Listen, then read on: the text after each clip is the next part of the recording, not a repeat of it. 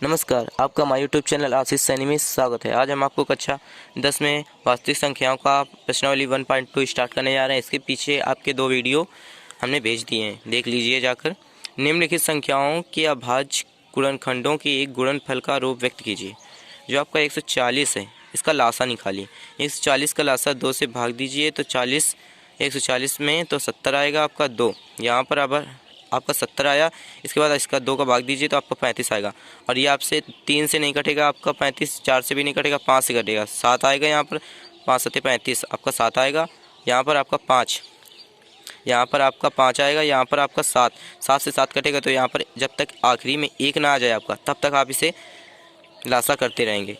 आइए देखते हैं अभाज्य गुणनखंड। अर्थात अभाज्य गुणनखंड को व्यक्त करने के लिए आप जो आपका ऊपर वर्ग लगता है तभी आपका अभाज्य गुणनखंड सिद्ध होता है। यहाँ पर आपका देखिए 2 का स्क्वायर गुणे 5 + 7, जहाँ पर आप किसी चीज़ को 2 बार ना लिख सकें वहाँ पर आपका अभाज्य गुणनखंड होता है। आइए देखते हैं दूसरे सवाल में। 156 का आप 2 से भाग देंगे तो 8 यहाँ पर आएगा। अगर आप इसे 2 का इससे भाग देंगे तो 39 है यहाँ पर आपका आएगा। इसके बाद आप यहाँ पर आपका 3 से नहीं कटेगा, मतलब 4 से नहीं कटेगा, आपका 2 से नहीं कटेगा। तो अब आइए 3 से काटते हैं। 3 से काटने पर यहाँ पर आपका 13 आया। 13 आपका किसी से नहीं कटेगा, 13 से कटता है आपका, यहाँ पर आपका 1 आ जाएगा। यहाँ पर देखिए आपका 2 जो है ये 2 बार आया, तो इससे भी आप वर्ग में लिख सकते हैं। 2 दूनी 4 होता है आपका, इससे वर्ग में लिख लीजिए। तो यहाँ पर आपका अभाज्य गुणनखंड में हो गया। आइए देखते हैं तीसरा सवाल। 3825 का अगर आप 2 से भाग देंगे तो नहीं कटेगा। अगर आप 3 से इसे भाग देंगे तो 1275 आपका यहाँ पर आएगा। और आपका ये 3 से फिर भाग दीजिए तो 425 आपका आया। यहाँ पर आप अगर 3 से काटेंगे तो नहीं कटेगा। यहाँ पर आप इसे 5 से काटिए, 5 से काटेंगे तो 85 आएगा आपका। फिर 5 से काटिए तो यहाँ पर 17 आएगा आपका, 17 यहाँ पर आया। यहाँ पर 17 से काटिए तो ये आपका 1 आ जाएगा। यहाँ पर आपका जो 3 है ये 2 बार आया, 5 भी आपका 2 बार आया, तो इससे स्क्वायर में लिख करके कन्वर्ट कर लीजिए, जिससे आपका अभाज्य गुणनखंड निकल आएगा। आइए देखते हैं चौथा सवाल। चौथा सवाल आपका है 5005। 5005 को ना आप 2 से काट सकते हैं, ना 3 से काट सकते हैं, ना 4 से काट सकते हैं। ये 5 से कटेगा। 5 से कटेगा तो आपका 1001 आएगा।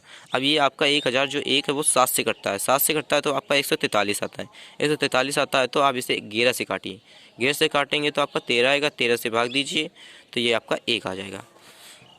ये आपका 5005 जो दिया हुआ है इसमें आपका अभाज्य गुणनखंड यही आपका हो जाएगा, क्योंकि आपके इसमें वर्ग नहीं हुआ है। वर्ग नहीं हुआ, कोई संख्या दोबारा रिपीट नहीं हुई है आपकी, इसलिए आपका यहाँ पर 5500 का 5 × 7 × 11 × 13 हो जाएगा आपका। आइए देखते हैं आगे वाले सवाल। 7429 जो है आपका वो आपका 18 तक 17 तक 16 तक की किसी भी संख्या से आपका ये नहीं कटेगा, आपके 17 से कटेगा। आपका 17 से कटेगा जब ये 4437 आएगा आपका। यहाँ पर 437 आएगा। 437 आया आपका। जब 437 को 19 से भाग दीजिए तो 437 को जब आप 19 से भाग देंगे तो यहाँ पर आपका 23 आएगा। 23 आएगा, 23 से आप 23 का भाग दीजिए, क्योंकि 23 किसी भी संख्या से नहीं कटता। 23 से कटता है आपका, 19 भी 19 से कटता है, 17 भी 17 से कटता है। आइए देखते हैं यहाँ पर आपको 17, 19, 23 जो आया है वो अभाज्य गुणनखंड के रूप में निरूपित हो गया, क्योंकि आप यहाँ पर आपका कोई वर्ग नहीं है, अर्थात यहाँ पर कोई संख्या दोबारा रिपीट नहीं हुई है, इसलिए ये। इसके बाद दूसरे प्रश्न में आते हैं। देखिए, पूर्णांकों के निम्नलिखित युग्मों को HCF और LCM कीजिए तथा उनकी जांच कीजिए। 2 संख्याओं का गुणनफल HCF × LCM सिद्ध करके उसे निरूपित कीजिए, अर्थात LHS बराबर आप RHS कीजिए।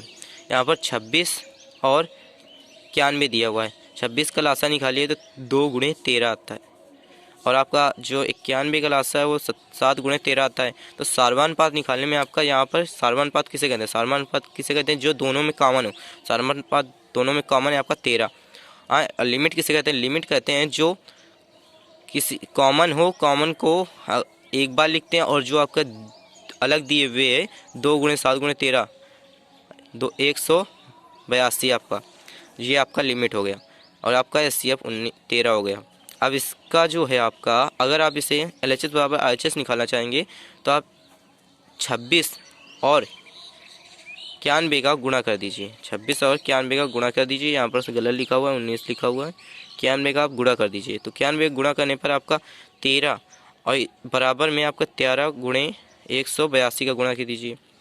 तो यहाँ पर 2366 और 2366 आ जाएगा दोनों तरफ। आपका LHS बराबर RHS हो गया।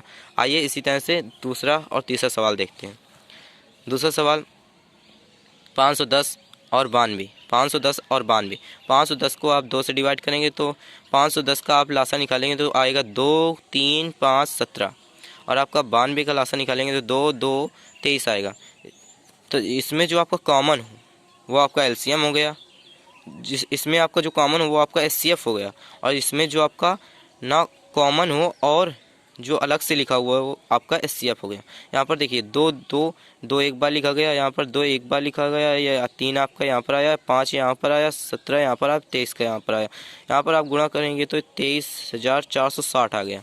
23,000 आपका 460 आ गया। इसके बाद में आप 510 गुणे 92 का गुणा करेंगे, LCM बराबर SCF का गुणा करेंगे। तो LCM बराबर SCF का गुणा करने पर 46,920, 46,920 इसका गुणा करने से इसी तरह से आपका यहाँ पर 46,920 आएगा। LHS बराबर RHS ये आपका यहाँ पर हो गया। आइए इसके बाद आगे देखते हैं तीसरा सवाल। तीसरा सवाल है आपका 336 और 54 का LCF और SCF निकाल करके LHS बराबर RHS निकालिए। तो यहाँ पर आपका जो 336 है, आपका 336 जो आपका है वहाँ यहाँ पर आपका लासा निकलेगा 2 गुणे 2 गुणे 2 गुणे 2 गुणे 3 गुणे 7, और आपका 154 जो है, ये आपका 54 जो है आपका 154 नहीं 154 जो है आपका, इस ये कटेगा 2 3 3 3। ये देखिए आप देख लीजिए वीडियो में, जो आपका 336 है, आपका 336 और 54 में आपका कितना कॉमन है, आपका 2 कॉमन है, आपका 3 कॉमन है। तो आपका 2 कॉमन है 3 कॉमन है, तो इसी तरह से आपका SCF जो निकलेगा 2 गुणे 3 बराबर 6 निकलेगा। LCM निकालने के लिए 2 को लिख लीजिए, 3 को पहले लिख लीजिए, इसके बाद में जितने ये संख्याएं हैं आपकी जो अलग देखी हैं इनको लिख लीजिए। इसके बाद आपका जो गुणा करने से आए वो आपका LCM हो गया 3024, जो आपका LCM हो गया। इसी तरह से 336 गुणे 54, 336 गुणे 54 बराबर